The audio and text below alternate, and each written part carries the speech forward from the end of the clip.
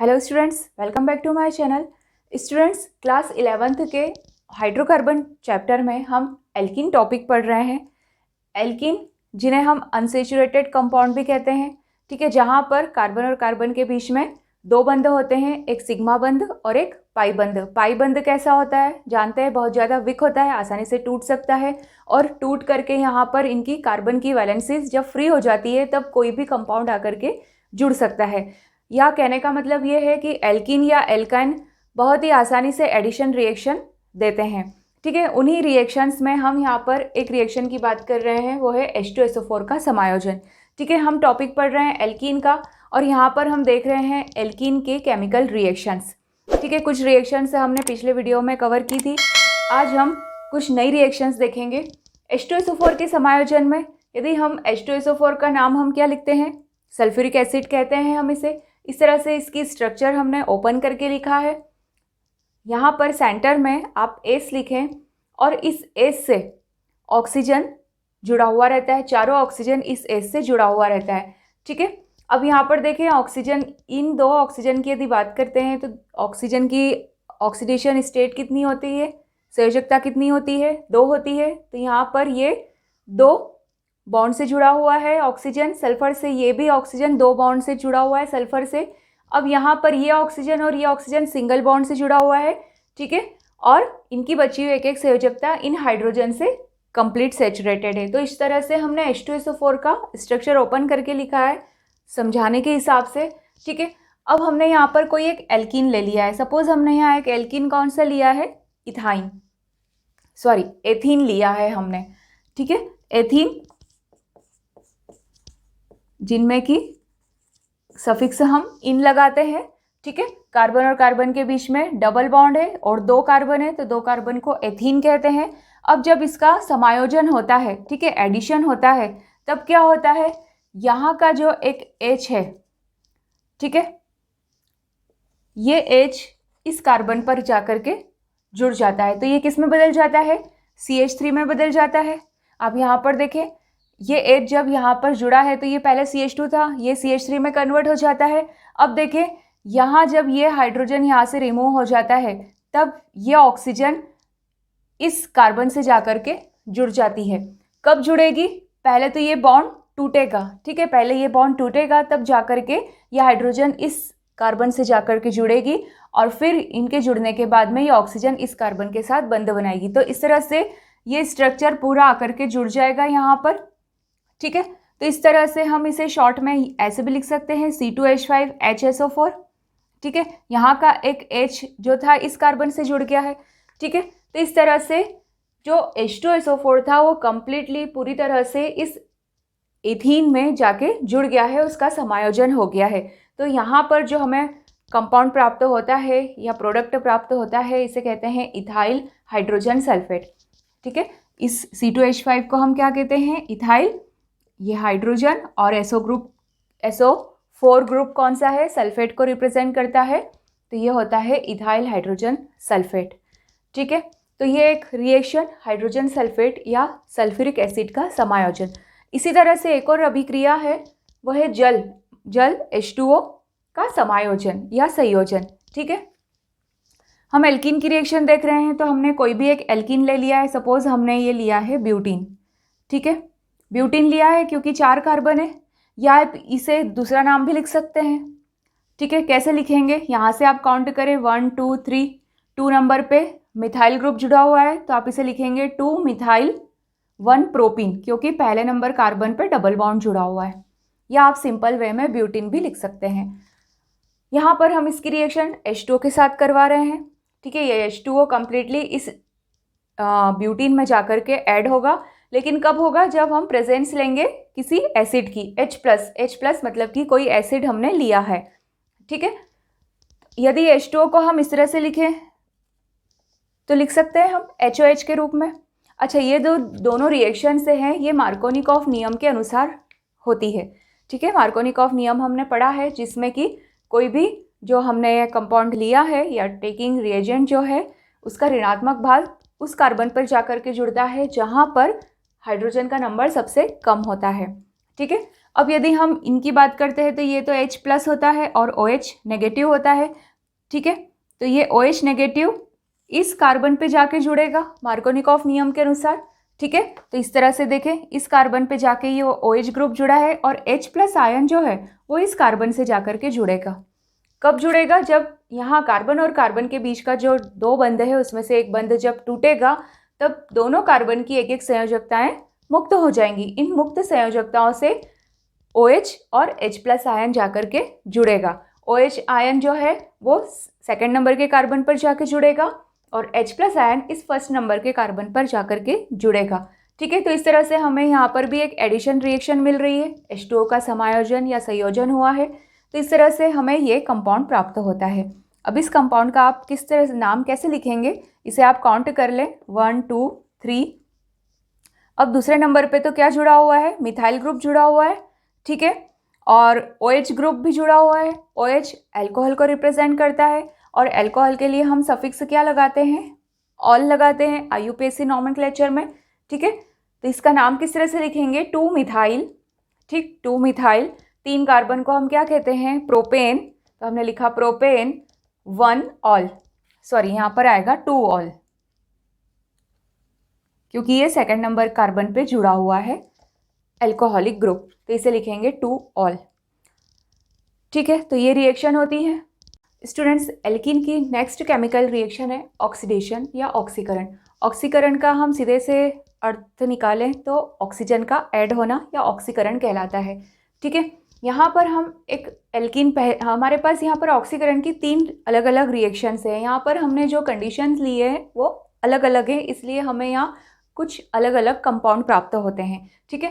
पहली रिएक्शन में तो हम क्या कर रहे हैं? हमने एथीन लिया है, ठीक है, जल के साथ इसकी रिएक्शन करवा रहे हैं और हम साथ में क्या ले रहे हैं कंडीशन? तनु KMnO4, ठीक है। तनु KMnO4 की प्रेजेंस में ये KMnO4 क्या देता है? हमें ऑक्सीजन देता है। तब यहाँ पर ऑक्सीडेशन की प्रक्रिया में क्या होता है? यहाँ पर हमें डाईऑल या ग्लाइकॉल प्राप्त होता है, ठीक है, इसे हम ग्लाइकॉल कहते हैं।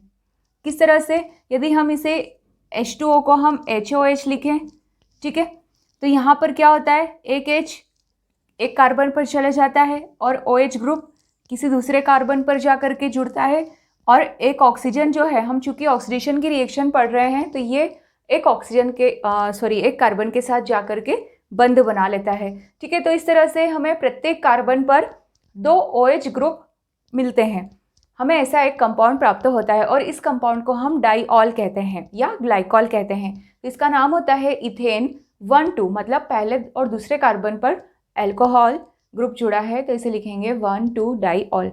तो पहली रिएक्शन ऑक्सीडेशन की ये हो गई है। दूसरी रिएक्शन में क्या होता है? दूसरी और तीसरी रिएक्शन में कि जब हम कंडीशंस थोड़ी बदल दें, KMnO4 जो हमने लिया है वो कैसे ले रहे हैं? थोड़ा सा हम अम्लीय प्रकार का ले रहे हैं, ठीक है। तो क्या होता है? हमें 2 अलग अलग कंपाउंड प्राप्त होते हैं। एक तो हमें कीटोनिक कंपाउंड प्राप्त होता है और एक हमें एसिडिक कंपाउंड प्राप्त होता है, ठीक है। अब ये रिएक्शन शॉर्ट फॉर्म में लिख रखी है, शॉर्ट में लिख रखी है। इसका हमें मैकेनिज्म आपकी बुक में कुछ नहीं दिया है। तो जब हम यहाँ पर ब्यूटीन लिया है, ब्यूटीन की रिएक्शन हम KMnO4 जो कि कैसा है? अम्लीय है, H+ मतलब कि अम्लता को प्रदर्शित करता है, तब हमें यहाँ पर कीटोन प्राप्त होता है और CO2 H2O as a by product मिलते हैं। और थर्ड रिएक्शन में क्या होता है? जब हम ब्यूटीन लेते हैं, ठीक है, हमने यहाँ पर एक ब्रांच्ड ब्यूटीन लिया है और यहाँ पर हमने कैसे लिया है? एक सीधी श्रृंखला वाला, चेन वाला हमने यहाँ पर ब्यूटीन लिया है, तब भी हम KMnO4 कंडीशन वही रखेंगे। KMnO4 कैसा लेंगे? अम्लीयता वाला लेंगे। तब हमें यहाँ पर एसिडिक एसिड, मतलब यहाँ पर जो एल्कीन है उसका ऑक्सीडेशन किस में हो रहा है? एसिटिक एसिड में या एसिड में हो रहा है। तो इस तरह से जब हम ऑक्सीडेशन की रिएक्शन में हम देख रहे हैं, एल्कीन की रिएक्शन में जब हम कंडीशंस को बदल देते हैं, जैसे यदि तनु एक KMnO4 के साथ रिएक्शन करवा रहे हैं तो हमें कुछ और प्रोडक्ट मिल रहा है, ठीक है। यदि हम यहाँ पर कंडीशन में अम्लीयता को बढ़ा देते हैं तो हमें कीटोनिक ग्रुप या फिर एसिडिक ग्रुप प्राप्त हो रहा है। एल्कीन की नेक्स्ट केमिकल रिएक्शन है ओजोनी अपघटन। मतलब सबसे पहले तो हम एल्कीन की रिएक्शन यहाँ पर ओजोन O3 के साथ करवाते हैं और हमें एक ओजेनाइट कंपाउंड प्राप्त होता है। ओजेनाइट मतलब कि जहाँ पर यह ऑक्सीजन या ओजोन गैस इस एल्कीन में इंसर्ट हो जाती है और जब ये ओजोनॉइड का विदलन होता है, ठीक है, विदलन मतलब कि जब ये टूटता है तो हमें छोटे छोटे कंपाउंड प्राप्त होते हैं, ठीक है, जैसे एल्डिहाइड या फिर कीटोनिक कंपाउंड प्राप्त होते हैं। और ये रिएक्शन हम जनरली एल्कीन में मौजूद जो डबल बॉन्ड है उनकी स्थिति पता लगाने में इसका उपयोग करते हैं, ठीक है। तो सबसे पहले हमने यहाँ पर दो रिएक्शन लिख रखी है, दोनों में अलग अलग कंपाउंड प्राप्त हो रहे हैं हमें। पहली रिएक्शन में हमने यहाँ पर प्रोपिन लिया है, इसका ओजोन के साथ हमने रिएक्शन करवाई है, तो हमें यहाँ पर ओजेनाइट मतलब कि ओजोन गैस इस कंपाउंड में इंसर्ट हो गई है और हमें मिला है प्रोपिन ओजेनॉइड, ठीक है। इस ओजेनॉइड का विदलन हो जाता है या टूट जाता है Zn और H2O के प्रेजेंस में, ठीक है। और हमें यहाँ पर दो छोटे छोटे अलग अलग कंपाउंड प्राप्त होते हैं, एक तो हमें एसिटाल्डिहाइड और एक फॉर्मेल्डिहाइड यहाँ पर प्राप्त हो रहा है, ठीक है। ये तो हुई पहली रिएक्शन। दूसरी रिएक्शन में हमने यहाँ पर लिया है ब्यूटीन। ब्यूटीन का भी हमने ओजेनाइट किया है O3 के साथ में। O3 गैस जब इसमें इंसर्ट हो जाती है तब हमें ब्यूटीन ओजेनॉइड मिलता है। सेम कंडीशन वही रखेंगे, Zn और H2O के साथ इसकी रिएक्शन करवाते हैं, तब यहाँ पर हमें एल्डिहाइड और कीटोन दो अलग अलग कंपाउंड मिलते हैं, ठीक है। एल्डिहाइड में फॉर्मेल्डिहाइड मिल रहा है और कीटोनिक ग्रुप में हमें कौन सा मिल रहा है, एसीटोन, ठीक है। तो इस तरह से ये होता है ओजोनी अपघटन। स्टूडेंट्स, एल्कीन के केमिकल रिएक्शन में नेक्स्ट और वो भी मोस्ट इम्पॉर्टेंट रिएक्शन है बहुलीकरण या पॉलीमराइजेशन। अब बहुलीकरण अभिक्रिया क्या होती है, जहाँ पर कि कई छोटे छोटे अणु आपस में मिल करके एक बड़ी चीज़ का निर्माण करते हैं, ठीक है। ये अभिक्रिया कहलाती है बहुलीकरण की अभिक्रिया। और छोटे छोटे अणुओं को हम यहाँ पर एकलक कहते हैं, ठीक है। क्या कहेंगे, एकलक या मोनोमर इंग्लिश में, ठीक है। और मोनोमर जब आपस में कई सारे मोनोमर, N मतलब कि कई सारे मोनोमर हमने लिए हैं या एकलक लिए हैं, तो हमें यहाँ पर प्राप्त होता है पॉलीमर या बहुलक, जिसे हिंदी में कहते हैं, ठीक है। तो इस तरह से एल्कीन ये रिएक्शन बहुत अच्छे से प्रदर्शित करते हैं क्योंकि ये डबल बॉन्डेड कंपाउंड होते हैं। जैसे हमने एक रिएक्शन बताई है एथीन के साथ में। एथीन के N अणु जब हम लेते हैं, ठीक है, N अणु मतलब कई सारे अनलिमिटेड अणु जब हमने लिए हैं और इसकी रिएक्शन हम हाई टेम्परेचर और हाई प्रेशर पर करवाते हैं और उत्प्रेरक की प्रेजेंस में करवाते हैं। अब आप मुझे यहाँ बताएंगे कि जब इसका बहुलीकरण होता है एथीन का, तब हम उत्प्रेरक कौन सा लेते हैं, इसका नाम लिख करके आप मुझे कमेंट बॉक्स में कमेंट करके बताएंगे, ठीक है। तो यहाँ पर जब हम ये कंडीशन लेते हैं तो एथीन के N अणु आपस में जुड़ करके हमें क्या प्राप्त होता है, नया बहुलक पॉलीथीन। और पॉलीथीन हम सब जानते हैं क्या होता है, ठीक है। तो इस तरह से N यहाँ पर हमने बाहर लिखा है कोष्टक के बाहर, मतलब कि N अणु यहाँ पर एक दूसरे से जुड़े हुए हैं। और ये वैलेंसी को हमने फ्री बता दिया है क्योंकि यहाँ पर कोई दूसरा एथीन का मॉलिक्यूल जुड़ा हुआ है, ठीक है। इस तरह से इसके आगे बॉन्ड फ्री हो जाएगा। एक और अभिक्रिया है, यहाँ पर हमने प्रोपीन लिया है। प्रोपीन जहाँ पर कि 3 कार्बन होते हैं, इसके भी हमने N मॉलिक्यूल लिए हैं। इसकी रिएक्शन भी हम हाई टेम्परेचर और हाई प्रेशर पे करवाते हैं, उत्प्रेरक की प्रेजेंस में करवाते हैं, तब हमें यहाँ पर पॉलीप्रोपीन प्राप्त होता है, ठीक है। इसे इस तरह से हम लिखेंगे। ये CH3 को आप यहाँ ना लिखें, नहीं तो रिएक्शन ब्लॉक हो जाएगी। N अणु आपस में दूसरे अणु कैसे जुड़ेंगे, ठीक है। तो इस तरह से यहाँ पर ये रिएक्शन होती है बहुलीकरण की रिएक्शन, और ये बहुत इंपॉर्टेंट रिएक्शन है। जब हम एथीन का बहुलीकरण करवाते हैं तब हमें पॉलीथीन प्राप्त होता है। और हम सब जानते हैं कि पॉलीथीन का उत्पादन अब इतना हो चुका है पूरे वर्ल्ड में कि अब ये चिंता का विषय बन चुका है। तो स्टूडेंट्स, आज का ये क्लास यहीं पर कंप्लीट होता है। हमने एल्कीन की केमिकल रिएक्शंस कंप्लीट देख ली है। अब हम नेक्स्ट टॉपिक पढ़ेंगे एल्काइन। यदि आप लोगों को मेरी ये क्लास पसंद आती है तो आप इसे लाइक करें, अपने दोस्तों के साथ शेयर करें और हाँ, सब्सक्राइब करना ना भूलें। Thank you.